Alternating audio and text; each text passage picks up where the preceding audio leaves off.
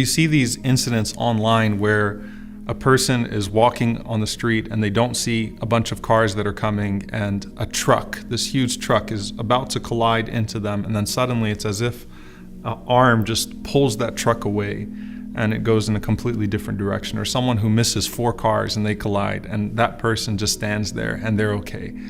Or in some situations you see someone that is involved in a freak accident, and the guy that's jogging on the beach, and then suddenly a plane hits him while he's jogging on the beach, or something along those lines. And it's like you witness divine decree and precision. You witness that qadr of Allah subhanahu wa ta'ala, that perfect qadr of Allah.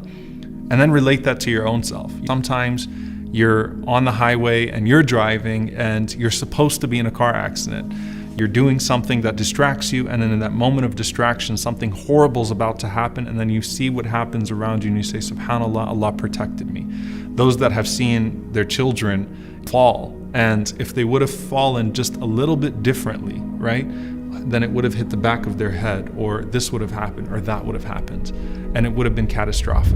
All of these things that we witness in our lives obviously speak to the overwhelming power of Allah subhanahu wa ta'ala, but they have something to do with the angels as well. Allah subhanahu wa ta'ala says, لَهُ مُعَقِّبَاتٌ خَلْفِي يَحْفَظُونَهُ مِنْ أَمْرِ اللَّهِ, that every single person has a guardian angel in front of them and behind them that protect them from the decree of Allah subhanahu wa ta'ala. Now that concept requires a lot of reflection. Number one, the mercy of Allah subhanahu wa ta'ala. We're always so paranoid about the devils, the shayateen, they're everywhere, the jinn. Every single human being has only one shaitan assigned to them and 4 angels assigned to them. Now, everything else that's invited into your life of angels or devils is invited as a result of your good deeds or your bad deeds. But every single person has, proportionally speaking, 4 angels that are with them and only 1 devil. 2 angels that protect you and 2 angels that record on you. So the 2 angels that record and the 2 angels that guard you. But only 1 shaitan that whispers and tempts. But of course, environments and deeds invite more angels or more shayateen. But what do those guardian angels do, and what role do they play in our lives? Number one, they're always with you. They're with you during the day. They're with you when you sleep at night. They are with you for the most significant and insignificant moments of qadr, moments of divine decree in your life. Mujahid rahimahullah ta'ala, he said that those angels protect you from any wild animal, from any riding animal, from any beast, from any person who wants to harm you.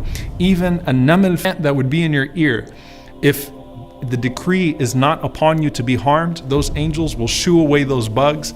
They will push away those objects that are coming your way and protect you. Ali ibn Abi Talib radiyallahu ta'ala anhu, he said, when he was told that there was a tribe, the tribe of Murad, and they were planning to attack him, he said that they cannot harm me with anything unless Allah subhanahu wa ta'ala has decreed it, for Allah has set up guardian angels for each person.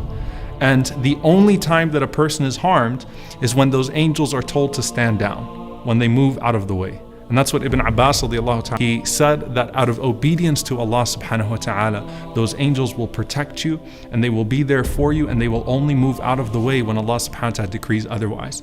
And this is a powerful concept on an individual level, because you think about the story of the Prophet ﷺ and Jibreel alayhi salam protecting him from his enemies, or the Muslims in the Battle of Badr and the angels being sent in hundreds to protect them, to where the Muslims could even see that their enemies were being thrown off of their horses, and the sound of a whip crackling on someone, and they don't see the whip and they don't see who's actually doing it, but they were just seeing these things happen in front of them. Or the Prophet ﷺ talking about the end of times, where Dajjal would try to enter into Medina, but he would find angels at its gate that are protecting it from all directions.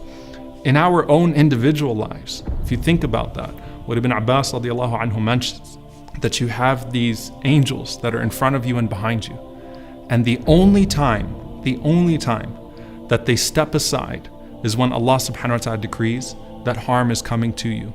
And that harm is what was decreed in the womb, also written by an angel, that your date of death, your lifespan, and that moment for you to go is now. And so those angels move aside when the decree of death comes your way, only for your soul to be transferred to another group of angels with the shroud either of paradise or the shroud of hellfire.